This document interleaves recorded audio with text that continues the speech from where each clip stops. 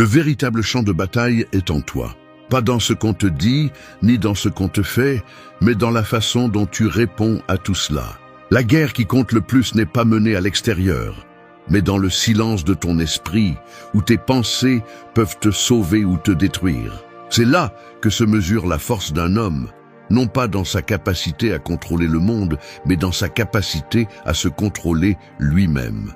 Nous vivons entourés de distractions, d'opinions, de désirs qui ne nous appartiennent pas. On nous a appris à lutter contre tout, sauf contre nous-mêmes. Et c'est pourquoi la plupart se perdent dans la quête du pouvoir, sans comprendre que le véritable pouvoir n'est pas de dominer les autres, mais de dominer son propre esprit. La philosophie stoïcienne l'a dit il y a des siècles. Celui qui contrôle ses pensées contrôle son destin. Il ne s'agit pas de fuir le chaos, mais d'apprendre à rester calme en son sein. Il ne s'agit pas d'éviter la douleur, mais de la transformer en discipline. La paix intérieure n'est pas passivité, c'est maîtrise. La force n'est pas rigidité, c'est clarté. Et le but n'est pas trouvé à l'extérieur. Il est construit de l'intérieur, jour après jour, pensée après pensée. Cette vidéo ne cherche pas à te motiver avec des phrases vides. Elle cherche à te rappeler ce que tu as oublié, que le véritable pouvoir naît de l'autodiscipline, que la sérénité est une forme de courage et que la vie ne devient supportable que lorsque tu choisis de te gouverner toi-même. Si tu restes jusqu'à la fin, tu comprendras que rien ni personne ne peut te retirer ton calme si tu apprends d'abord à être maître de toi. 1. Vive avec vertu. Vivre avec vertu est comme marcher avec une boussole interne au milieu d'une tempête. Peu importe la force du vent ou la confusion du chemin, tant que cette boussole fonctionne, tu ne te perdras jamais. Cette boussole est ton caractère, et la vertu est l'aimant qui la maintient pointée vers le bon nord. Lorsque tu agis avec vertu, tu n'as pas besoin que le monde t'applaudisse ou que les autres te comprennent, car en toi, il y a quelque chose qui sait ce qui est juste, même quand personne d'autre ne le voit. Les stoïciens enseignaient que la vertu n'est pas un luxe moral, mais le cœur de la bonne vie. Cela signifie vivre avec intégrité, faire ce qui est juste même quand cela coûte, et maintenir la cohérence entre ce que tu penses, ressens et fais. Marc Aurèle disait que l'âme se teint de la couleur de ses pensées, et c'est vrai. Si tes pensées sont pures, tes actes le seront aussi. Mais si tu permets à la cupidité, à l'orgueil ou à la peur de diriger ta vie, tôt ou tard tu deviendras esclave de ce que tu nies. Vivre avec vertu, c'est avoir le courage d'être juste quand les autres choisissent le raccourci, c'est tenir parole quand personne ne t'y oblige, c'est être fort sans cesser d'être compatissant. Dans une société où beaucoup font semblant pour s'intégrer, être vertueux est un acte de rébellion. Non pas parce que tu cherches à être meilleur que les autres, mais parce que tu choisis de ne pas te trahir. La vertu te protège de toi-même, de tes impulsions, de cette voix intérieure qui parfois veut t'abandonner ou justifier la facilité. Le monde va constamment te tenter. Il t'offrira des chemins plus courts, des récompenses immédiates, des excuses confortables. Mais le stoïcien sait que ce qui est gagné sans effort est aussi perdu sans valeur. La vertu est la force invisible qui soutient tout le reste. Sans elle, tout succès est vide, tout pouvoir est fragile, toute paix est temporaire. C'est pourquoi le véritable défi n'est pas d'atteindre de grandes choses, mais de rester droit quand personne ne te regarde. Vivre avec vertu n'est pas un idéal lointain, c'est une pratique quotidienne. Tu t'entraînes lorsque tu choisis de ne pas mentir même si personne ne le remarque. Lorsque tu agis avec humilité alors que tu pourrais te vanter, lorsque tu aides sans attendre de reconnaissance. Chaque petite décision est une bataille gagnée sur ce champ intérieur où se définit qui tu es vraiment. Et même si parfois il semble que vivre avec vertu te laisse seul, la vérité est que tu es accompagné de quelque chose de plus grand. La tranquillité de savoir que ta vie a du poids, un but et une direction. Parce que la vertu, même si le monde ne la comprend pas, finit toujours par être le chemin le plus puissant. 2. Concentre-toi sur ce que tu contrôles. Le chaos de la vie ressemble à une tempête en mer. Tu peux crier contre le vent, maudire les vagues ou essayer de bouger le ciel avec tes mains, mais rien de tout cela n'apaisera la marée. Ce n'est que lorsque tu prends la barre et acceptes que tu ne peux pas changer la mer, mais bien comment tu navigues dessus, que tu reprends le contrôle. C'est l'essence du stoïcisme. Arrêter de t'épuiser pour ce que tu ne peux pas contrôler et te concentrer sur ce qui dépend de toi. La plupart des gens sont esclaves du résultat. Ils se frustrent lorsque les choses ne se passent pas comme prévu, lorsque quelqu'un n'agit pas comme il le souhaite, lorsque le monde ne suit pas leur plan.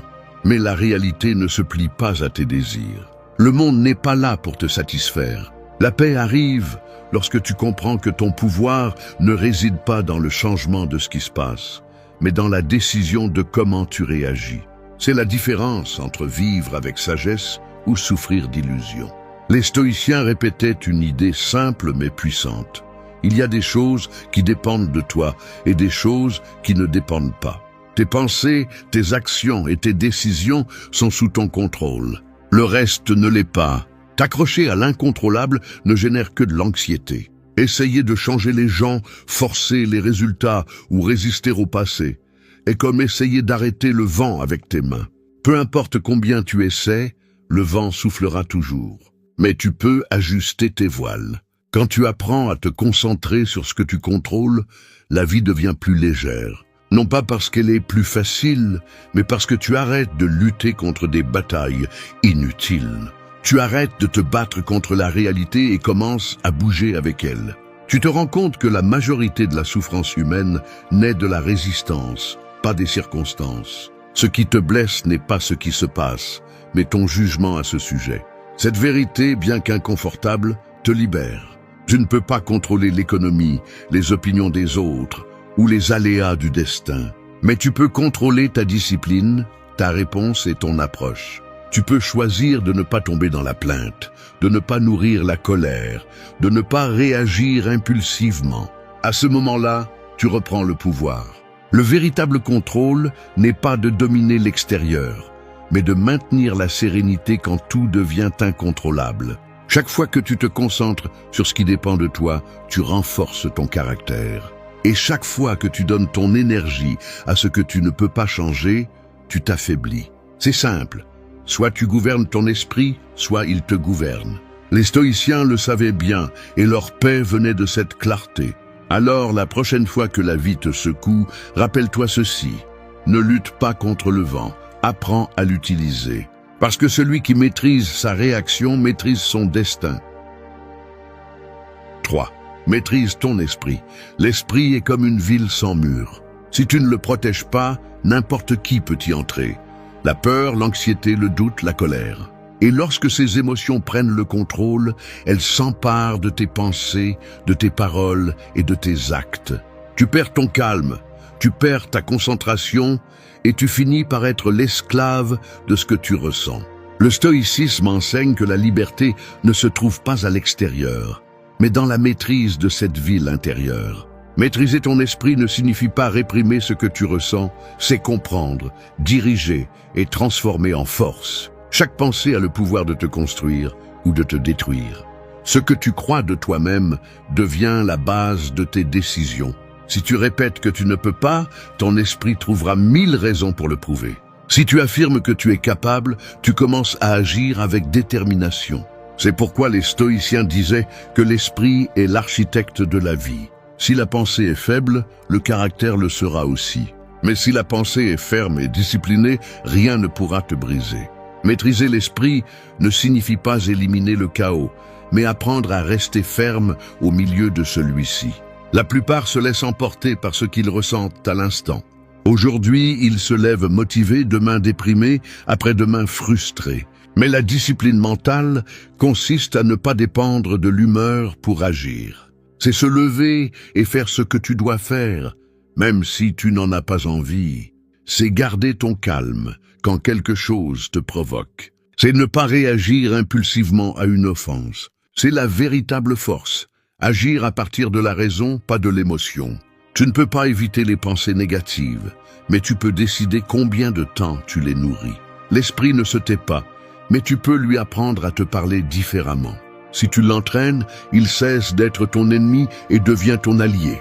Maîtriser l'esprit est comme entraîner un muscle. Au début, ça fait mal, puis il se renforce, et finalement, il répond sans effort. Chaque fois que tu choisis de ne pas réagir, que tu arrêtes une idée destructive ou que tu changes une croyance limitante, tu forges du caractère. Le problème est que la plupart des gens vivent sans entraîner leur esprit. Ils nourrissent tout ce qui leur procure un plaisir immédiat et fuient tout ce qui exige du contrôle. Ils se distraient, se sabotent, se remplissent de bruit. Mais celui qui apprend à penser clairement devient invulnérable. Non pas parce qu'il ne ressent pas la douleur, mais parce qu'il ne se laisse pas dominer par elle. Cette personne comprend que les pensées sont comme des chevaux sauvages. Si tu les laisses libres, ils t'emportent. Si tu les prends par la bride, ils t'emmènent où tu décides. Cette distance intérieure est ce qui te donne la paix. La maîtrise mentale ne s'acquiert pas en un jour. Elle nécessite une pratique constante. Commence par observer ce que tu penses au réveil, par diriger ton attention sur ce que tu peux contrôler, par choisir chaque mot que tu te dis. 4. Accepte l'inévitable. La vie est comme le cours d'une rivière. Tu peux essayer d'arrêter son courant, construire des murs pour qu'elle ne change pas de direction ou maudire la force de l'eau, mais tôt ou tard, cette rivière trouvera son chemin. Accepter l'inévitable ne signifie pas se rendre. Cela signifie comprendre qu'il y a des choses qui, aussi fort que tu le souhaites, ne sont pas sous ton contrôle. La mort, la perte, la trahison, le passage du temps, les circonstances extérieures, tout cela fait partie du flux naturel de l'existence. Résister ne fait que t'entraîner avec plus de force. La souffrance humaine ne provient pas tant de ce qui se passe, mais de la lutte constante contre ce qui est déjà. Nous nous accrochons à la façon dont les choses devraient être, à la façon dont nous aimerions qu'elles soient, et ce choc entre la réalité et l'attente est ce qui nous brise de l'intérieur. Le stoïcisme enseigne que l'acceptation est la base de la sérénité. Non pas parce que tu dois être indifférent, mais parce que tu comprends que tu ne peux pas te battre contre ce que tu ne peux pas changer. Quand tu acceptes, tu te libères du poids inutile de la résistance. Accepter l'inévitable, c'est regarder en face les vérités que la plupart évitent. La vie n'est pas juste, le temps n'attend pas, les gens changent, et tout ce que tu possèdes aujourd'hui peut disparaître demain. Mais au lieu d'avoir peur de cela, le stoïcien l'embrasse. Non pas comme une tragédie, mais comme une opportunité de vivre avec plus de conscience. Parce que quand tu acceptes l'impermanence, tu apprécies davantage ce que tu as. Quand tu comprends que la douleur fait partie du chemin, tu arrêtes de la fuir et tu apprends à la transformer en croissance. L'acceptation n'est pas passivité, c'est pouvoir. C'est la capacité de rester calme, même quand tout s'effondre. C'est répondre avec sagesse au lieu de réagir avec colère. Celui qui accepte l'inévitable ne se brise pas, il s'adapte. Il bouge avec la vie au lieu de se battre contre elle. Comme le disait Épictète, ce n'est pas ce qui t'arrive qui t'affecte, mais comment tu l'interprètes. Cette interprétation est ce qui définit ta paix. Accepter ne signifie pas que tu aimes ce qui se passe. Cela signifie que tu reconnais son existence sans te laisser détruire. Tu peux pleurer une perte et continuer à avancer. Tu peux ressentir de la douleur et rester debout. L'inévitable n'attend pas la permission, il arrive. Mais ta réponse détermine si cela te coule ou te renforce. Dans ce choix réside la différence entre un esprit esclave et un esprit libre. Beaucoup confondent l'acceptation avec la résignation, mais ce ne sont pas la même chose. La résignation naît de la peur, l'acceptation de la compréhension. Le résigné se rend parce qu'il ne peut plus. Celui qui accepte continue à marcher parce qu'il comprend que c'est la vie. Cette compréhension te donne un avantage. Tu ne perds plus d'énergie sur l'impossible, tu la concentres sur ce que tu peux transformer. Accepter l'inévitable implique aussi de faire confiance. Faire confiance que tout ce qui se passe, même si ça fait mal, a un but caché qui te pousse à grandir. Tu arrêtes de porter le poids de ce qui ne dépend pas de toi et tu marches plus léger. Tu apprends que chaque fin apporte une nouvelle façon de commencer. L'acceptation est le pont entre la douleur et la sagesse. Et quand tu traverses ce pont, tu découvres que la paix n'est pas dans le changement du monde, mais dans la paix avec lui, même quand il ne correspond pas à tes désirs. 5. Transforme l'adversité. Le feu peut consumer ou forger, tout dépend de ce que vous y mettez. Si vous jetez du bois, il brûlera jusqu'à se réduire en cendres. Mais si vous jetez du fer, il en ressortira plus fort, plus résistant, plus solide. C'est ainsi que fonctionne l'adversité. Elle n'arrive pas pour vous détruire, elle arrive pour vous révéler. Personne ne connaît sa véritable force jusqu'à ce que la vie le mette à l'épreuve. Les stoïciens savaient qu'il n'y a pas de croissance sans difficulté et que chaque obstacle est une opportunité déguisée. Ce que d'autres voient comme un malheur, le sage le voit comme un entraînement. Quand tout semble s'effondrer, vous avez deux options. Vous lamenter sur ce que vous avez perdu ou apprendre ce que la douleur est venue vous enseigner. Ce choix est ce qui sépare les faibles des forts. L'adversité ne vous demande pas si vous êtes prêt. Elle apparaît simplement. Elle arrive sans prévenir, brise le confort et vous oblige à regarder en face ce que vous évitiez. Mais dans ce chaos naît aussi quelque chose de nouveau. Si vous y faites face avec calme et courage, la douleur se transforme en pouvoir, la blessure devient sagesse et la peur devient élan. Marc Aurèle a écrit que la difficulté montre à l'homme ce qu'il est. Et il avait raison. L'adversité révèle votre caractère. Si vous vous plaignez, elle montre votre faiblesse. Si vous faites face, elle montre votre force. Si vous remerciez, elle montre votre grandeur. Chaque fois que la vie vous frappe, vous avez l'opportunité de répondre avec plus de clarté, avec plus de tempérance, avec plus de contrôle. L'adversité n'est pas l'ennemi, c'est le miroir. Elle reflète ce que vous devez encore maîtriser et vous donne la possibilité de forger un esprit plus solide. Transformer l'adversité ne signifie pas nier la douleur. Cela signifie l'utiliser, apprendre à encaisser le coup et à continuer à marcher. Chaque défi a une leçon cachée qui ne se révèle qu'à celui qui ne fuit pas. Le stoïcien ne demande pas « Pourquoi cela m'arrive-t-il ?» mais « Qu'est-ce que je peux apprendre de cela ?» Cette question change tout, car elle transforme la souffrance en un maître au lieu d'une condamnation. La douleur a une fonction. Elle vous brise pour que vous grandissiez, elle vous secoue pour que vous vous réveilliez. Elle vous montre les limites de ce que vous pensiez contrôler. Celui qui évite la douleur évite sa croissance. Le confort prolongé endort l'âme, mais l'adversité la réveille.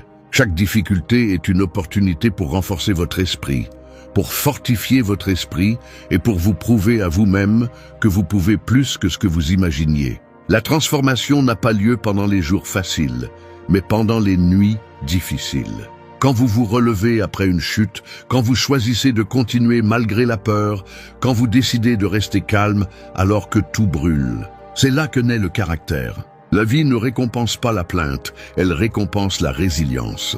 Transformer l'adversité est un art qui se maîtrise avec la pratique. Il nécessite de la patience, de l'autocontrôle et une foi inébranlable en votre capacité à résister. Et quand vous apprenez à le faire, quelque chose change pour toujours. Vous cessez de craindre la douleur et commencez à l'utiliser comme un élan. Vous comprenez que chaque coup vous façonne, chaque perte vous enseigne et chaque défi vous prépare à quelque chose de plus grand. Le feu ne détruit pas le fer, il le renforce. Et de même, l'adversité ne détruit pas le sage, elle le transforme. 6. Libère-toi du désir. Le désir est comme une chaîne invisible qui brille au soleil. Elle semble belle, mais reste une chaîne. Elle te lie à ce que tu crois avoir besoin, te rend dépendant de ce que tu n'as pas encore, et te vole la tranquillité pendant que tu le poursuis. Plus tu désires, plus tu te sens vide, car le désir ne cherche pas la satisfaction, il cherche la répétition. À peine obtiens-tu ce que tu voulais, un autre désir apparaît, un autre objectif, un autre manque déguisé. Les stoïciens ont compris que le véritable ennemi de la paix n'est pas le manque, mais la dépendance au désir. La société moderne vit asservie par le besoin de plus. Plus d'argent, plus de validation, plus d'attention. On nous a éduqués à mesurer notre valeur en fonction de ce que nous possédons ou accomplissons. Mais chaque fois que tu bases ton bonheur sur quelque chose d'extérieur, tu deviens prisonnier de cela. Le désir ne se rassasie pas, il se multiplie. C'est pourquoi plus tu obtiens, plus tu deviens insatisfait. Le stoïcien brise ce cycle en reconnaissant que rien en dehors de lui ne peut lui donner de stabilité. Le pouvoir réside dans le fait de nécessiter moins, pas d'avoir plus. De libérer du désir ne signifie pas renoncer à tes objectifs, mais lâcher l'obsession du résultat. Tu peux aspirer à t'améliorer sans en faire une addiction. Tu peux travailler pour tes rêves sans dépendre d'eux pour te sentir complet. Cette différence est la ligne entre la liberté et l'esclavage émotionnel. Épictète l'a dit clairement. Ne souhaite pas que les choses se passent comme tu le veux, mais souhaite qu'elles se passent comme elles se passent. Et tu vivras en paix. C'est la racine de la maîtrise intérieure. Le désir est rusé. Il se déguise en motivation, en ambition, voire en amour. Mais si tu le regardes de près, il est presque toujours de la peur. Peur de ne pas être suffisant, peur de perdre, peur de ne pas être vu. Quand tu le reconnais, commence la véritable libération. Il ne s'agit pas de réprimer ce que tu ressens, mais de comprendre d'où cela vient. Si tu agis par désir, tu vis dans le manque. Si tu agis par but, tu vis dans la plénitude. Le désir te pousse vers l'extérieur, le but te centre sur l'intérieur. La liberté n'arrive pas quand tu obtiens tout ce que tu veux, mais quand tu peux être en paix, même sans l'avoir. C'est le point où le désir ne te domine plus, parce que tu sais que ta valeur ne dépend de rien en dehors de toi. Les stoïciens vivaient avec peu, non par mépris du matériel, mais parce qu'ils comprenaient que le matériel n'était jamais la source du bonheur. Celui qui maîtrise ses désirs vit avec légèreté. Te libérer du désir, c'est reprendre le contrôle de ton esprit. C'est arrêter de vivre en courant après ce que tu crois avoir besoin et commencer à apprécier ce que tu as déjà. La tranquillité ne s'achète pas, elle se cultive. Et quand tu cesses de désirer ce que tu n'as pas, tout ce que tu as commence à être suffisant. C'est la véritable richesse, ne pas avoir besoin de plus pour te sentir complet, parce que seul celui qui ne dépend pas du désir peut dire avec certitude qu'il est vraiment libre. 7. Entraîner l'inconfort. Le corps et l'esprit ressemblent à l'acier. Ils se renforcent avec le feu et s'affaiblissent avec le confort. Celui qui évite toute douleur devient fragile. Celui qui s'y expose volontairement devient indestructible. L'inconfort est la salle de sport de l'âme. Chaque fois que vous faites face à quelque chose que vous ne voulez pas faire, mais que vous savez que vous devez faire, vous entraînez votre force intérieure. La vie ne consiste pas à éviter l'inconfort, mais à apprendre à l'utiliser comme un outil de croissance. La plupart des gens cherchent refuge dans la facilité, fuyant tout ce qui demande des efforts. Mais le confort prolongé est un piège qui affaiblit l'esprit. Plus vous évitez la douleur, plus vous lui donnez de pouvoir. Les stoïciens pratiquaient l'inconfort volontaire pour rester forts. Ils dormaient sur le sol, mangeaient avec modération, supportaient le froid, non par masochisme, mais pour se rappeler qu'ils pouvaient vivre sans dépendre de rien. C'est ainsi qu'ils entraînaient leur esprit à résister à l'inattendu. Parce que si vous pouvez supporter l'inconfort choisi, vous pourrez supporter celui imposé par la vie. S'entraîner à l'inconfort ne concerne pas seulement le support physique, mais aussi l'émotionnel. Se taire quand vous voulez crier, rester calme quand on vous provoque, continuer quand personne ne vous soutient. Chacun de ces actes vous renforce plus que n'importe quel discours. Le contrôle émotionnel se forge en affrontant ce qui est inconfortable, pas en le fuyant. L'esprit faible recherche le plaisir, l'esprit fort recherche le but. L'inconfort révèle ce qui vous domine encore. Si vous ne pouvez pas être seul, la solitude vous contrôle. Si vous ne pouvez pas dire non, la peur vous contrôle. Si vous ne pouvez pas arrêter une distraction, l'anxiété vous contrôle. Chaque inconfort expose une chaîne interne que vous devez briser. C'est pourquoi les affronter n'est pas une punition, c'est un acte de liberté. Lorsque vous choisissez de sortir de votre zone de confort, vous montrez à votre esprit qui est le patron. Les grandes avancées personnelles ne naissent pas dans les moments de calme, mais dans ceux d'inconfort. Vous grandissez lorsque vous faites ce qui est difficile, lorsque vous affrontez ce qui vous fait peur, lorsque vous choisissez ce qui est juste, même si cela fait mal. C'est la différence entre vivre en victime ou en maître de soi. L'inconfort ne détruit pas, il révèle. Il vous montre de quoi vous êtes fait et combien vous êtes prêt à donner pour devenir votre meilleure version. Vous ne pouvez pas contrôler les épreuves que la vie vous lance, mais vous pouvez vous préparer à les recevoir avec force. Et cette préparation s'appelle discipline. S'entraîner à l'inconfort est un rappel quotidien que rien ne peut vous briser si vous apprenez à résister. Parce que lorsque vous vous habituez à l'inconfort, vous cessez de le craindre. Et quand vous ne craignez plus la douleur, vous devenez libre. L'inconfort n'est pas un ennemi, c'est le chemin vers la véritable paix. Seul celui qui l'affronte avec courage peut marcher dans la vie sans peur, sachant que même au milieu du chaos, son esprit restera ferme. 8. Protège ton temps. Le temps est comme de l'eau dans les mains. Plus tu essaies de le retenir sans conscience, plus il s'échappe rapidement. On ne peut pas le récupérer, on ne peut pas le stocker, on ne peut que l'utiliser avec sagesse. Pourtant, la plupart des gens le donnent sans réfléchir, comme s'il était infini. Ils le gaspillent dans des conversations vides, dans des distractions inutiles, dans des soucis qui ne changent rien. Les stoïciens le savaient bien, celui qui gaspille son temps, gaspille sa vie. Et il n'y a pas de perte plus grande que celle-là. Chaque jour qui passe est une pièce de monnaie qui ne reviendra pas. Tu peux gagner de l'argent, reconstruire des relations ou recommencer des projets, mais le temps ne revient jamais. Sénèque l'a dit avec dureté. Nous agissons comme si nous allions vivre pour toujours. Mais nous mourrons sans avoir vraiment vécu. Protéger ton temps n'est pas de l'égoïsme, c'est du respect pour ton existence. C'est comprendre que la vie est brève et que chaque minute que tu donnes sans but est une minute volée à ce qui aurait pu te faire grandir. Le problème est que l'on nous a appris à dire oui à tout, à répondre à chaque message, à répondre à chaque demande, à accepter chaque engagement même s'il n'a pas de sens. Mais chaque oui que tu donnes à l'ire et le vent est un non que tu donnes à ton but. Les stoïciens vivaient avec clarté. Il ne s'agit pas de faire plus, mais de faire l'essentiel. Ne laisse pas le bruit du monde te distraire de ce qui compte vraiment. Protéger ton temps implique aussi de protéger ton esprit. Il ne suffit pas d'avoir des heures libres si tu les remplis de distractions.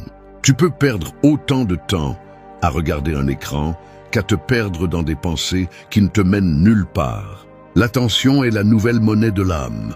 Ce que tes pensées capturent, tes heures le capturent. Et ce que tes heures capturent finit par façonner ta vie. C'est pourquoi le stoïcien choisit à quoi il pense avec le même soin qu'il choisit qui il laisse entrer dans sa maison. Dire non est une forme de liberté. Dire non à ce qui ne te nourrit pas, non à ce qui ne te rapproche pas de tes objectifs, non à ce qui vole ton énergie. Tu n'as pas l'obligation d'être disponible pour tout le monde. Tu as la responsabilité d'être présent dans ta vie. Celui qui ne protège pas son temps finit par vivre celui des autres. Et quand il s'en rend compte, il est trop tard. Le temps ne se négocie pas, il se respecte. Chaque matin est une occasion de décider si tu vas utiliser la journée comme un cadeau ou la gaspiller comme si tu en avais des milliers d'autres.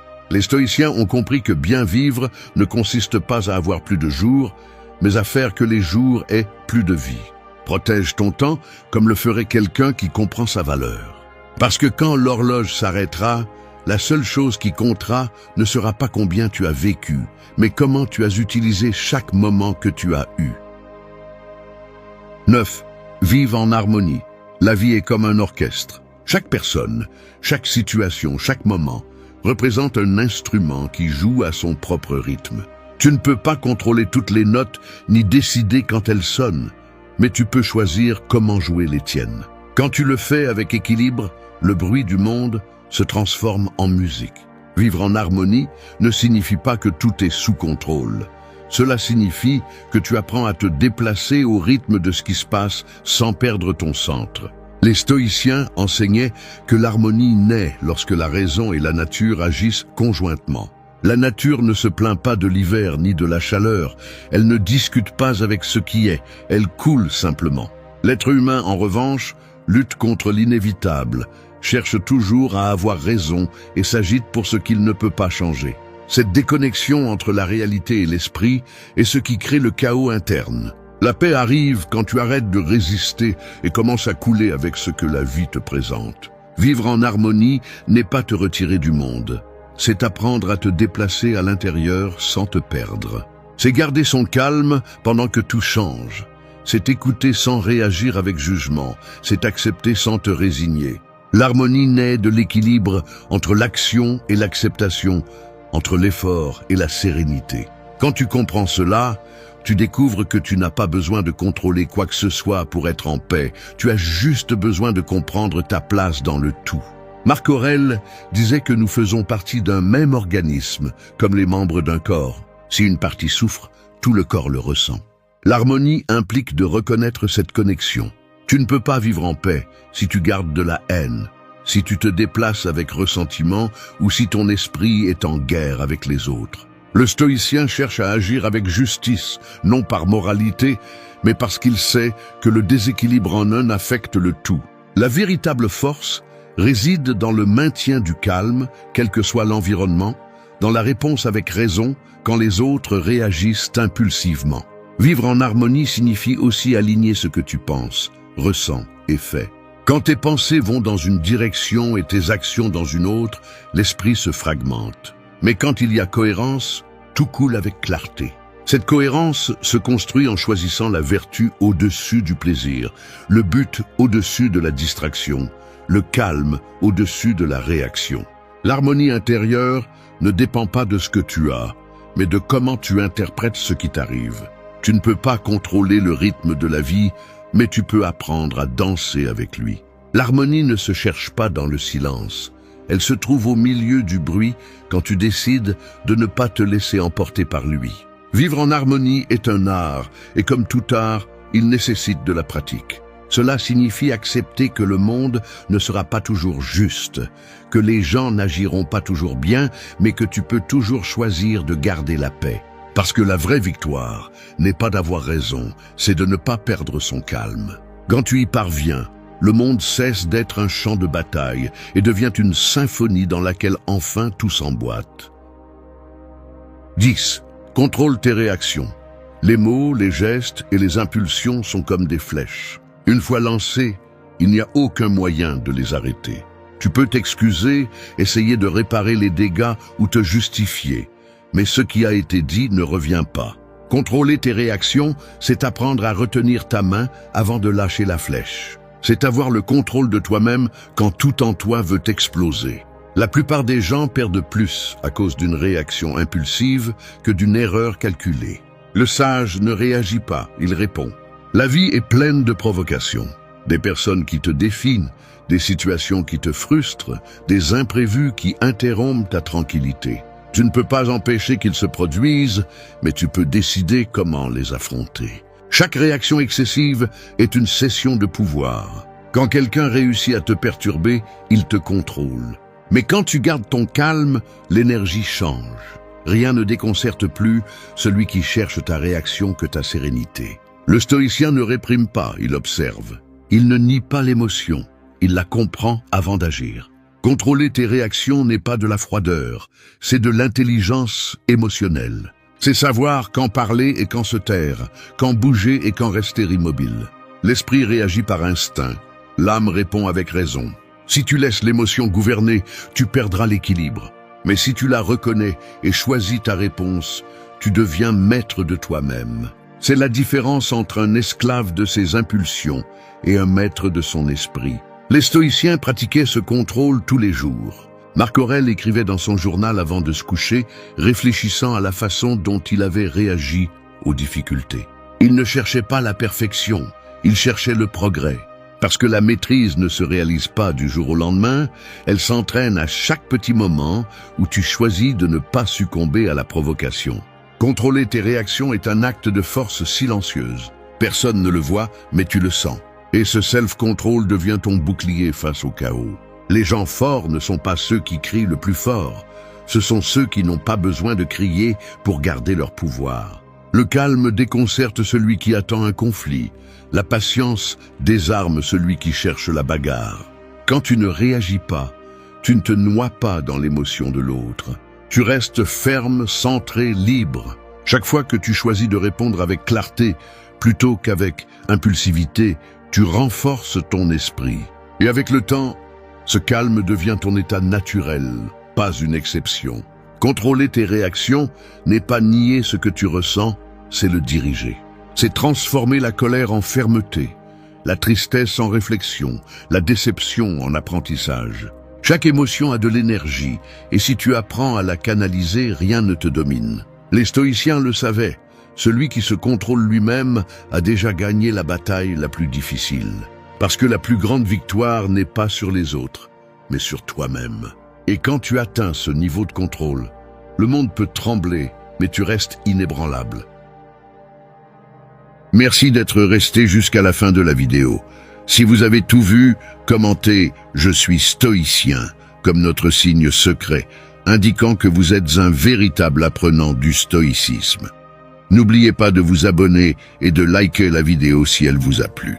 Rendez-vous dans la prochaine vidéo et rappelez-vous, continuez à cultiver votre esprit stoïque. Quand quelqu'un qui t'a blessé recommence à t'écrire, il ne cherche pas à clore un cycle. Il tâte le terrain pour voir s'il peut encore te contrôler. Ce message déguisé en « Comment vas-tu » n'est pas de la tendresse, c'est un test. Une façon de mesurer si tu es toujours vulnérable, s'il peut encore manipuler tes émotions rien qu'en apparaissant. Et si tu réagis, c'est ton esprit qui perd, pas ton cœur. Parce que chaque fois que tu réponds, tu lui confirmes que son pouvoir est toujours intact. Le véritable contrôle n'est pas dans ce que tu dis, mais dans ce que tu choisis de ne pas répondre. Garder son calme quand quelqu'un essaie de te provoquer est un acte de force que peu de gens maîtrisent. Parce que pendant qu'ils attendent ton impulsion, tu apprends à la maîtriser. Le silence, bien utilisé, n'est pas une indifférence vide. C'est une stratégie. C'est une déclaration silencieuse qui dit « Tu n'as plus accès à moi ». Cette vidéo est un avertissement, mais aussi une leçon. Parce qu'il ne s'agit pas de devenir froid, il s'agit de devenir conscient. De comprendre que l'amour ne manipule pas, que l'absence ne se récompense pas par l'attention et que celui qui te cherche après être parti le fait rarement par respect. S'ils avaient vraiment changé, ils n'auraient pas besoin de te tester. Nous allons parler de l'autocontrôle, du pouvoir qui naît lorsque tu décides de ne pas réagir, de comment le silence peut être ta défense la plus intelligente. Non pas pour punir, mais pour te protéger. Parce que quand tu apprends à garder ton calme face à celui qui essaie de te déstabiliser, tu ne joues plus son jeu, tu joues le tien. 1. Silence mortel. Il y a des batailles qui se gagnent sans bouger un seul muscle. C'est comme un duel où l'un crie désespérément pour attirer l'attention et l'autre observe simplement, serein, pendant que le silence fait son travail. Le silence n'a pas besoin d'armes, seulement de patience. Lorsque quelqu'un essaie de vous manipuler avec des mots, sa plus grande peur est de se retrouver face au vide. Parce que le vide n'offre pas de résistance, mais il le désarme. Il ne répond pas, n'explique pas, ne tombe pas dans le jeu. Il laisse simplement l'autre se consumer dans son propre bruit. Le silence mortel n'est pas de la passivité, c'est une décision consciente. C'est comprendre que chaque fois que vous répondez à quelqu'un qui a déjà démontré son instabilité, vous signez une autorisation pour qu'il contrôle à nouveau vos émotions. La plupart des gens ne comprennent pas cela, parce qu'ils pensent que le pouvoir réside dans le fait d'avoir le dernier mot, de montrer que cela ne fait plus mal. Mais le véritable pouvoir réside dans le fait de ne pas avoir besoin de prouver quoi que ce soit. Lorsque vous ne répondez pas, le manipulateur se déstabilise. Son esprit ne supporte pas l'incertitude. Il a besoin d'une réaction pour sentir qu'il a toujours de l'influence sur vous. En ne lui donnant pas cela, vous brisez le circuit de dépendance émotionnelle qu'ils essaient de maintenir.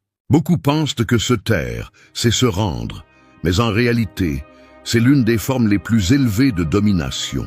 Le silence est inconfortable pour les faibles, car il les oblige à se confronter à eux-mêmes. Il leur laisse de l'espace pour écouter leur propre voix intérieure, celle qu'ils répriment normalement en manipulant les autres. Lorsque vous vous taisez, l'autre est confronté à son vide, à son manque de contrôle, à sa peur de ne pas être important. C'est là que le silence devient un miroir qui leur montre leur propre ego fracturé.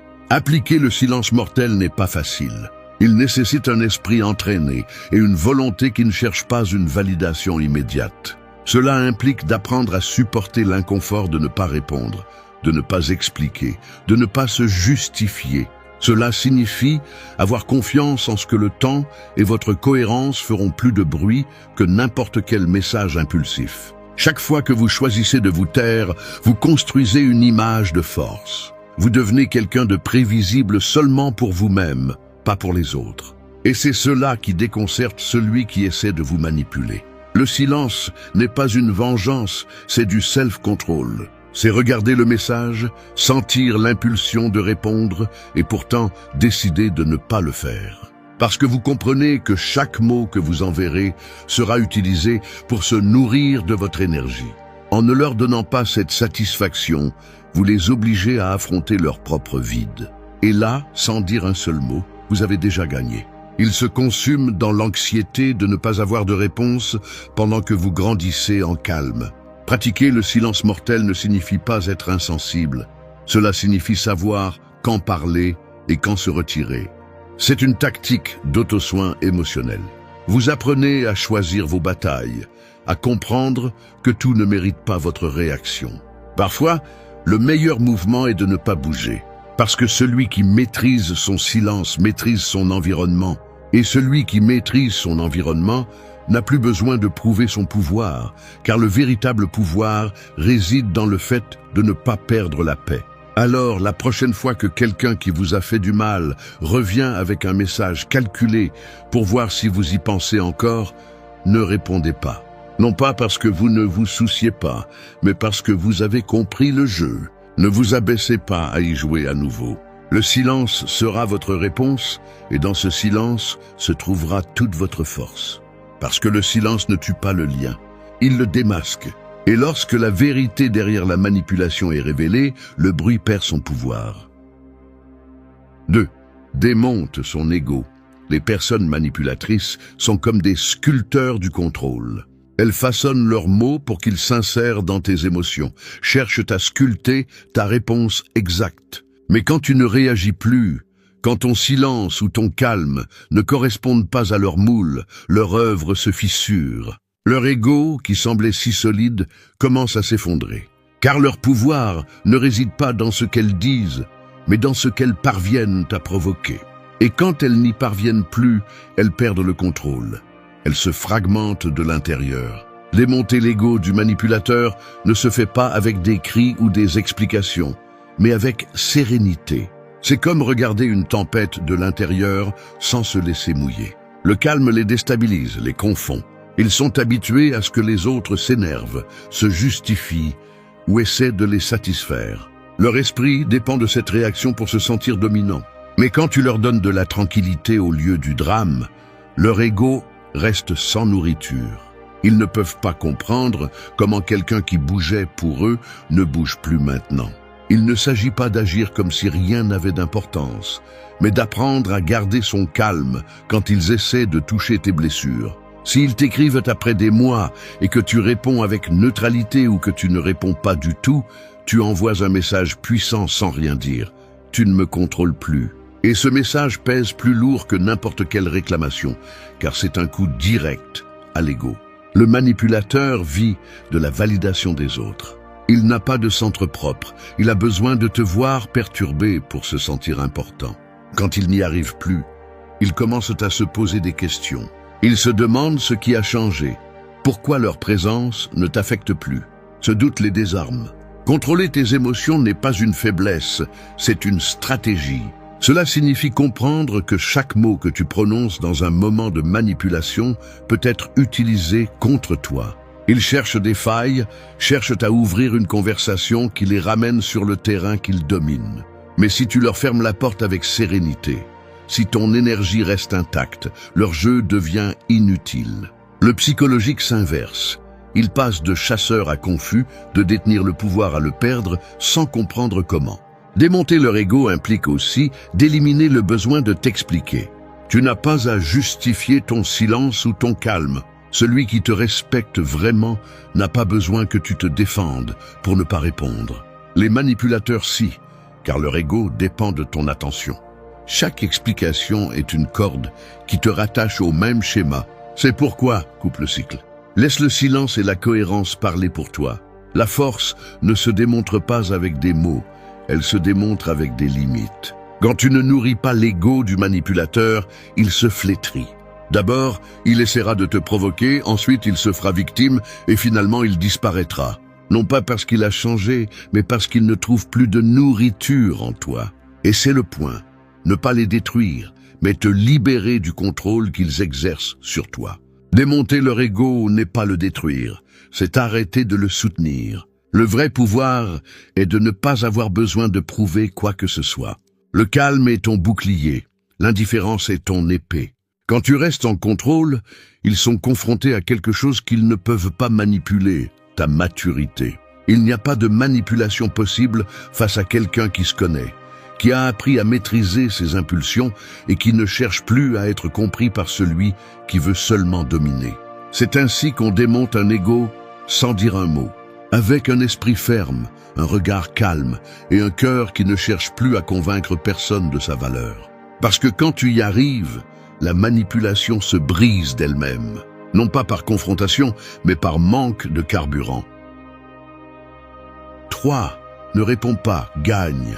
Chaque message qui arrive après un long silence est comme une étincelle tombant sur un terrain que tu as déjà appris à garder sec. Si tu le laisses brûler, tout recommence. Mais si tu l'observes sans bouger, l'étincelle s'éteint d'elle-même.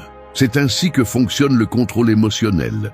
Ne pas réagir, c'est éteindre le feu avant qu'il ne commence. Le manipulateur vit de l'incendie, de tes réponses rapides, de tes impulsions.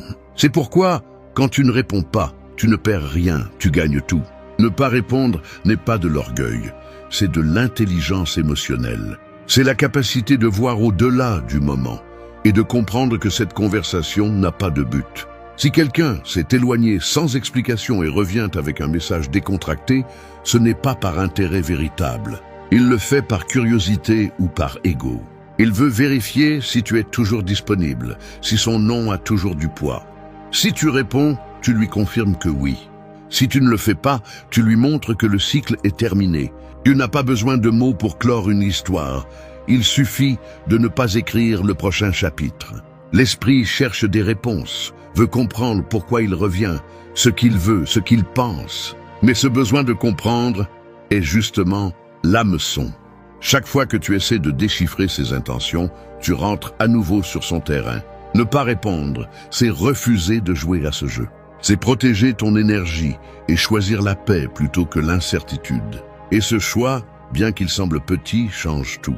Parce que la personne qui n'a pas besoin de clore des conversations inutiles montre qu'elle a déjà fermé ce qui comptait vraiment, sa dépendance émotionnelle. Le silence face à un message n'est pas un vide, c'est de la clarté. C'est une façon de dire « tu n'es plus ma priorité ». Les manipulateurs interprètent ta réponse comme une faiblesse, pas comme une courtoisie. C'est pourquoi l'indifférence est plus efficace que toute explication. Ils n'ont pas besoin de savoir si tu vas bien. Ils ont besoin de savoir si tu penses encore à eux. Et si tu ne réponds pas, tu leur enlèves le pouvoir qu'ils avaient sur toi. Ils se retrouvent à parler à leur propre écho, et cet écho les détruit plus que n'importe quel mot que tu pourrais leur dire. Au début, c'est difficile. L'esprit te crie de répondre, de dire quelque chose, de clore l'affaire. Mais si tu cèdes, tu te retrouves sur le même terrain où tu as été manipulé auparavant. Tu dois apprendre à résister à l'impulsion. Ne pas répondre est un exercice d'autodiscipline, un test de maturité émotionnelle. Cela signifie que ton bien-être vaut plus qu'une conversation sans but. Cela signifie que tu n'es plus disponible pour des jeux mentaux déguisés en affection. Le contrôle émotionnel ne se construit pas au moment où quelqu'un t'écrit, mais dans tout ce que tu fais avant cela. Il se construit lorsque tu décides de ne pas dépendre de la validation des autres, lorsque tu travailles sur ta paix sans avoir besoin que quelqu'un l'approuve. Alors, lorsque le message arrive, il ne te touche plus. Tu le lis, tu comprends la tentative et tu continues simplement ta journée. Parce que quand ils n'ont plus besoin de ta réaction, ils perdent leur pouvoir sur toi. Gagner n'est pas humilier l'autre, c'est rester calme pendant qu'ils perdent le leur. Ne pas répondre n'est pas du désintérêt, c'est de la sagesse. C'est comprendre qu'il y a des conversations qui cherchent seulement à te ramener dans le passé. Et tu n'y vis plus. Le silence n'est pas une vengeance, c'est un respect pour ton propre progrès. Alors, la prochaine fois que tu recevras ce message, souviens-toi que ta réponse peut rouvrir des blessures ou réaffirmer ta croissance. Si tu choisis le silence, tu choisis ta paix. Et celui qui choisit la paix gagne toujours. Parce que dans ce type de guerre, le véritable vainqueur n'est pas celui qui a le dernier mot, mais celui qui n'a pas besoin de dire quoi que ce soit pour montrer qu'il est déjà libre.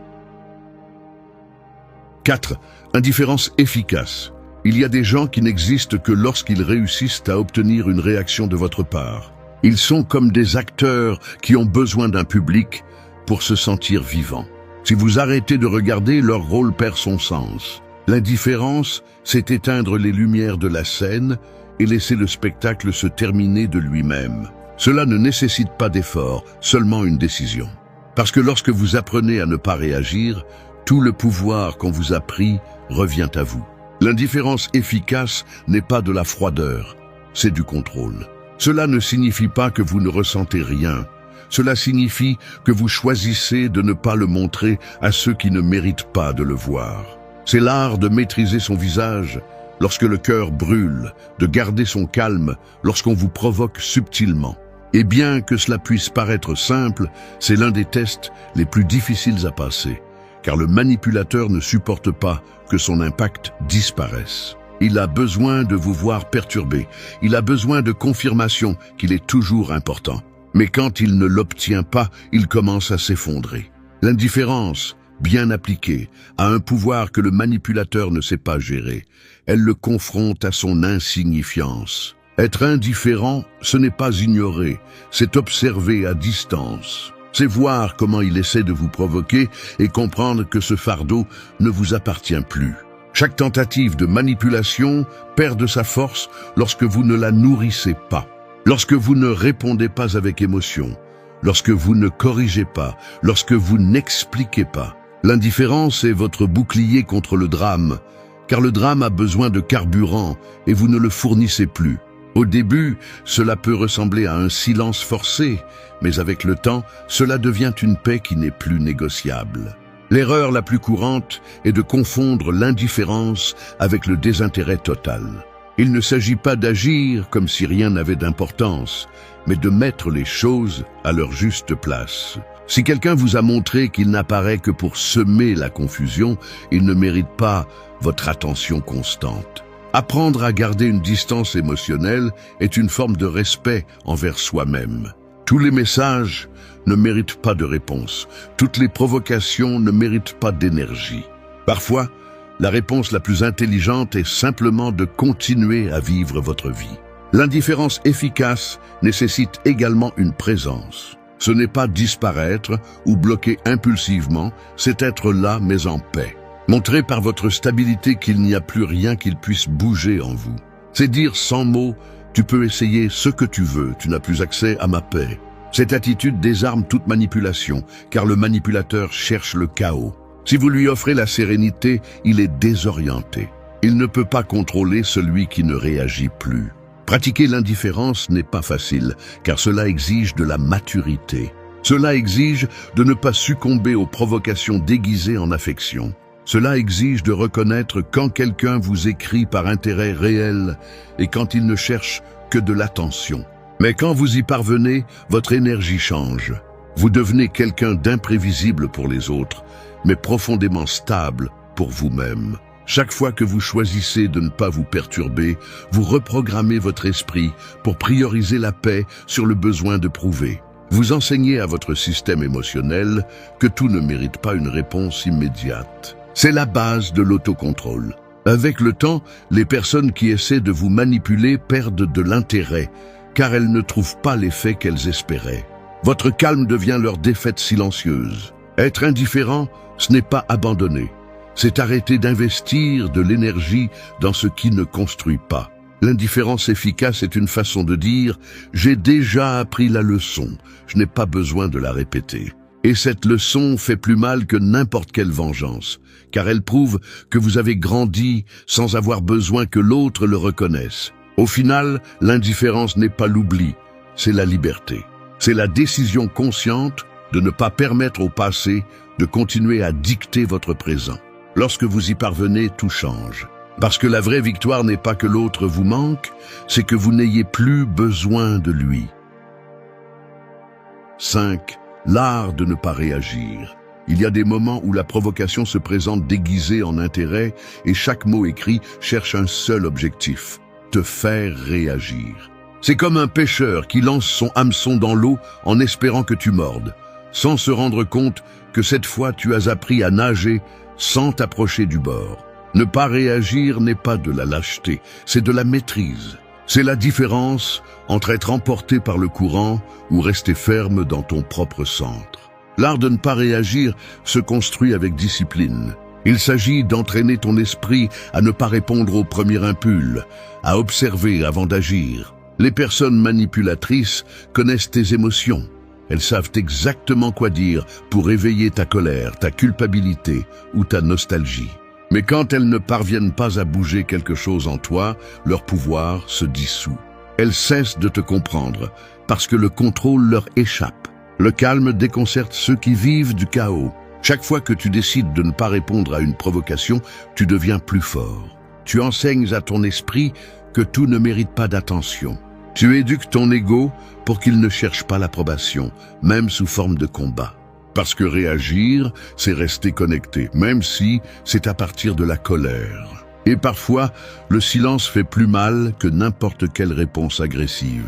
C'est une façon de montrer que tu n'es plus disposé à danser au rythme des émotions des autres. Ne pas réagir ne signifie pas avaler ce que tu ressens. Cela signifie le traiter sans le livrer. Respirer, observer, comprendre. Si quelque chose te dérange, ne le réprime pas, mais ne le projette pas non plus sur celui qui cherche à te manipuler. Garde cette énergie pour construire, pas pour te défendre.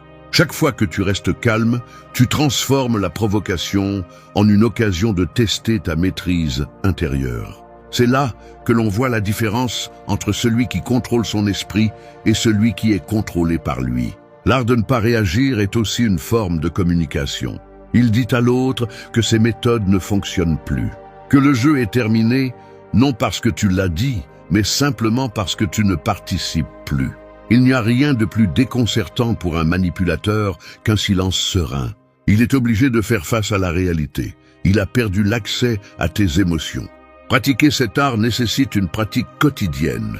Il ne s'agit pas seulement de se taire face à un message, mais de l'appliquer à tout, dispute, critique, provocation. Lorsque tu deviens capable de choisir tes réactions, le monde cesse d'avoir autant de pouvoir sur toi.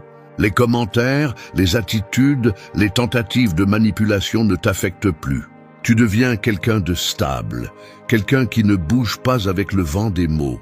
Au final, l'art de ne pas réagir est une forme de liberté. C'est dominer l'esprit avant que l'émotion ne te domine. C'est comprendre que tu n'as pas besoin de répondre pour avoir raison, ni de te défendre pour maintenir ta valeur. Celui qui maîtrise ses réactions ne devient pas froid, il devient sage. Parce que le véritable pouvoir n'est pas dans le fait de gagner la discussion, mais de ne pas permettre à quiconque de te faire perdre ton calme. 6. Le silence qui enseigne. Le silence est comme un miroir propre. Il reflète avec précision qui a réellement le contrôle. Quand quelqu'un essaie de te provoquer, de te manipuler ou de te récupérer après t'avoir perdu, le silence devient une leçon plus puissante que n'importe quel discours. Parce que quand tu te tais, l'autre n'entend pas tes mots. Il se confronte à lui-même. Et dans ce reflet, il découvre quelque chose qu'il n'attendait pas. Il n'a plus de pouvoir sur toi. Le silence qui enseigne n'est pas une indifférence vide. C'est une décision consciente. C'est choisir le calme quand tu pourrais crier. C'est décider d'observer quand tu pourrais te justifier. Celui qui maîtrise le silence maîtrise le temps, car il ne réagit pas sur l'impulsion, mais avec clarté. Et ce calme si rare est ce qui désarme le plus celui qui cherche à te contrôler. Rien n'est plus perturbant pour un manipulateur qu'un silence serein, car il le force à regarder ce qu'il évite normalement, son propre vide. Parfois, la leçon la plus dure que tu peux donner à quelqu'un est de ne pas répondre. Non pas parce que tu ne te soucies pas, mais parce que tu as compris que ton énergie est sacrée. Chaque mot que tu prononces est un échange, un transfert de pouvoir. Et quand tu choisis le silence, tu dis sans dire que tu n'es plus prêt à en donner plus. Que tu as appris à garder tes mots pour celui qui écoute vraiment et non pour celui qui cherche juste à réagir. Le silence enseigne la maturité. Il enseigne que tout ne mérite pas ton attention, que tout ne doit pas être résolu par des explications ou des réclamations. Il enseigne que le contrôle émotionnel ne se démontre pas par des mots sages, mais par la capacité à ne pas tomber dans la provocation. Chaque fois que tu choisis de te taire face à une tentative de manipulation, tu poses une limite que l'autre comprend, même s'il ne l'admet pas. Les manipulateurs lisent ton silence comme une défaite, mais en réalité, c'est une victoire. Ils ne savent pas que ton calme est une stratégie, une démonstration de maîtrise de toi-même. Le silence est aussi un maître pour toi. Il te force à vivre avec tes émotions sans les décharger, à traiter ce que tu ressens avant de réagir. Dans le silence, tu comprends que tu n'as pas besoin que l'autre reconnaisse ta valeur. Tu ne cherches plus d'explications, ni de conclusions, ni d'excuses. Parce que la paix que te donne le fait de rester ferme vaut plus que n'importe quelle réponse impulsive. Quand tu apprends cela, tu n'as plus besoin de gagner la conversation parce que tu as gagné quelque chose de plus important, la liberté de ne pas te laisser entraîner. Le silence qui enseigne n'est pas une tactique temporaire, c'est une transformation interne. C'est le résultat de comprendre que ton calme dérange plus que ta colère. Que lorsque tu ne réagis pas, l'autre se désespère, essaie davantage, se contredit. Et pendant qu'il s'agite, tu gardes ton centre. Ce contraste révèle la différence entre celui qui maîtrise son esprit et celui qui est dominé par son ego. Tu n'as pas besoin de dire quoi que ce soit pour montrer qui a le contrôle. Il suffit de garder ta sérénité. Pratiquer le silence ne signifie pas disparaître. Cela signifie être présent avec une telle force que ton absence de mots pèse plus que n'importe quel argument. Le silence ne crie pas, mais il rend clair ce que tu hésitais auparavant à dire. C'est une leçon silencieuse qui enseigne le respect sans l'imposer. Celui qui le comprend arrête de poursuivre, arrête d'expliquer et commence à vivre avec un but. Le silence qui enseigne devient un signe de maturité émotionnelle, une preuve que tu ne réagis plus à partir de la douleur, mais à partir de la compréhension. Quand quelqu'un essaiera de te manipuler et ne trouvera que ton silence, il comprendra qu'il ne peut plus influencer sur toi. Et toi, en restant calme, tu apprendras que tu n'as pas besoin de démontrer ta force avec des mots. Le véritable pouvoir est invisible et se ressent dans la sérénité de celui qui a appris à se taire quand le bruit n'en vaut pas la peine. 7. Observez-les tomber. Quand quelqu'un perd le contrôle qu'il avait sur vous, son masque commence à se fissurer.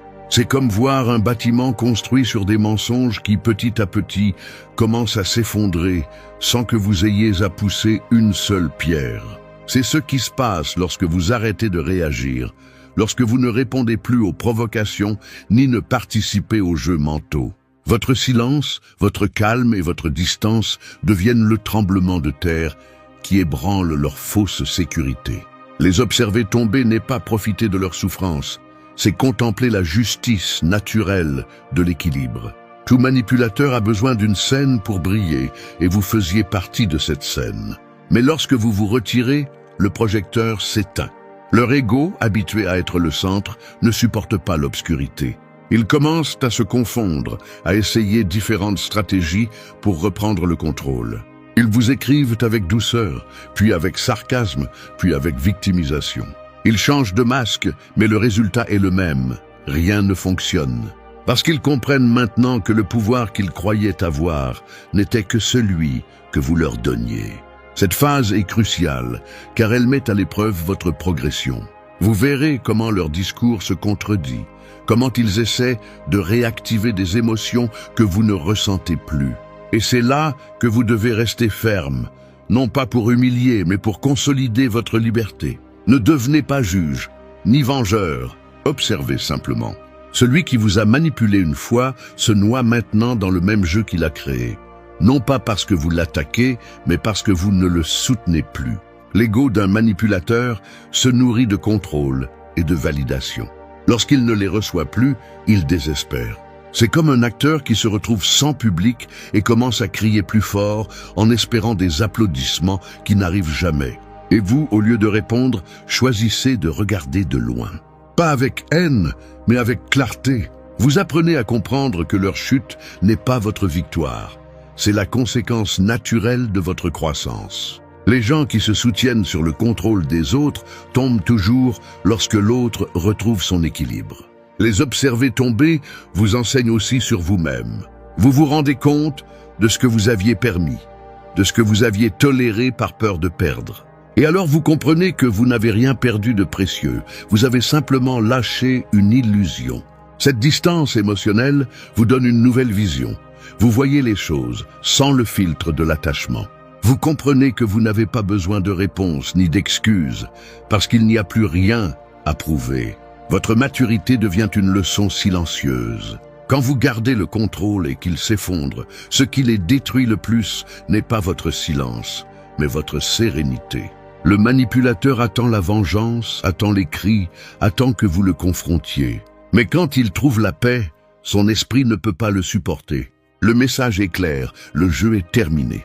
Non pas parce que quelqu'un l'a gagné, mais parce qu'il n'a plus de sens. Les voir tomber n'est pas une question de vengeance, c'est une question de justice émotionnelle. Vous avez investi du temps, de l'énergie et des émotions, et maintenant l'équilibre revient. Tout ce que vous avez à faire est de rester ferme, de ne pas succomber aux provocations ni aux tentatives de réconciliation qui ne cherchent qu'à réactiver le contrôle. Celui qui change vraiment n'a pas besoin de le prouver avec des mots, mais avec de la cohérence. Et la plupart ne cherchent pas à changer, seulement à récupérer ce qu'ils ont perdu. Votre attention. Votre indifférence est le miroir qui les confronte. Votre calme est le silence qui les dénude. Les observer tomber n'est pas cruel. C'est la fin naturelle d'une histoire qui se nourrissait du déséquilibre. Maintenant, vous êtes dans votre centre. Et de ce centre, vous comprenez que vous n'avez pas besoin de pousser quelqu'un pour gagner. Vous n'avez qu'à rester debout pendant qu'ils s'effondrent sous le poids de leur propre ego. 8. Le calme qui détruit. Le véritable pouvoir ne se mesure pas par la force de tes mots, mais par la stabilité de ton silence. Le calme est comme l'eau. Il peut sembler inoffensif, mais avec le temps, il érode même la pierre la plus dure. Lorsque tu apprends à garder ton calme face à celui qui cherche à te provoquer, tu libères une force que le manipulateur ne peut résister. Non pas parce que tu l'attaques, mais parce que son ego ne peut survivre là où il n'y a pas de chaos. Le calme qui détruit n'est pas passivité, c'est maîtrise. C'est la capacité de rester centré pendant que l'autre essaie de te pousser vers sa tempête. Chaque provocation, chaque message déguisé en intérêt est une vague qui cherche à briser ton équilibre. Mais si tu parviens à rester immobile, si tu décides de ne pas entrer dans son jeu, cette vague se dissout avant de te toucher. Le manipulateur ne comprend pas le calme. Il le confond avec la faiblesse jusqu'à ce qu'il se rende compte qu'il ne peut pas le contrôler. Et c'est là que commence sa chute. Ce calme ne naît pas de l'indifférence, mais de la connaissance. Tu sais qui tu es, tu sais ce que tu vaux, et tu comprends que personne ne mérite le privilège de perturber ta paix. Lorsqu'on te provoque et que tu choisis la sérénité, tu montres que les vieilles tactiques ne t'affectent plus. La personne qui autrefois te faisait douter se retrouve face à une version de toi qui n'a pas besoin de se défendre. Et c'est ce qui les détruit le plus, voir qu'ils ne parviennent plus à bouger quoi que ce soit en toi. Garder son calme n'est pas facile. L'envie de répondre, d'expliquer, de te justifier est forte. Mais quand tu y résistes, tu découvres quelque chose de plus profond. La tranquillité est une forme de pouvoir. Elle ne crie pas, elle ne s'impose pas, mais elle se fait sentir. C'est cette énergie qui laisse sans voix celui qui espérait te voir perdre le contrôle. Pendant qu'il s'épuise à essayer de te provoquer, tu conserves ton équilibre. Et cela les désarme complètement, car leur force dépendait de ta réaction. Le calme qui détruit enseigne aussi. Il montre à l'autre que le temps de la manipulation est terminé. Tu n'as pas à dire « tu ne me contrôles plus ». Tu le démontres par ton comportement. Chaque message ignoré, chaque réponse neutre, chaque pause prolongée est un signe de maturité. Tu es passé de l'action sous l'effet de l'émotion à la réponse consciente. Et cette différence est ce qui sépare celui qui évolue de celui qui répète. Le manipulateur attend toujours un conflit, car c'est là qu'il se sent fort. Mais quand tu le confrontes avec sérénité, il se perd. Il ne sait pas quoi faire avec quelqu'un qui ne discute plus, qui ne se justifie plus, qui ne rentre tout simplement pas dans le jeu. Son esprit cherche le drame qui le nourrissait auparavant, et ne le trouvant pas, il se décompose. C'est le calme qui détruit, celui qui ne blesse pas avec des mots, mais qui annule tout pouvoir sur toi. Être calme ne signifie pas être soumis. Cela signifie avoir tellement de contrôle sur toi-même que rien d'extérieur ne peut te déstabiliser. La véritable force se démontre dans le silence de celui qui n'a pas besoin de gagner, parce qu'il a compris que sa paix vaut plus que toute victoire apparente. Tu ne fais pas de compétition, tu protèges ton esprit. Et dans cette protection se trouve ton triomphe. Le calme qui détruit est le point final du processus. C'est quand tu ne cherches plus la justice, ni les excuses, ni la reconnaissance. Tu continues simplement ton chemin avec sérénité. Parce que tu as compris que le silence, le calme et la cohérence font ce qu'aucune confrontation ne pourrait, montrer à l'autre qu'il a perdu le contrôle pour toujours. Ta paix devient son châtiment, ton équilibre sa défaite. Et toi, sans dire un mot, tu deviens la leçon qu'il n'espérait jamais apprendre et tu dois en tenir compte. Merci d'être resté jusqu'à la fin de la vidéo. Si vous avez tout vu, commentez « Je suis stoïcien » comme notre signe secret, indiquant que vous êtes un véritable apprenant du stoïcisme. N'oubliez pas de vous abonner et de liker la vidéo si elle vous a plu. Rendez-vous dans la prochaine vidéo et rappelez-vous, continuez à cultiver votre esprit stoïque.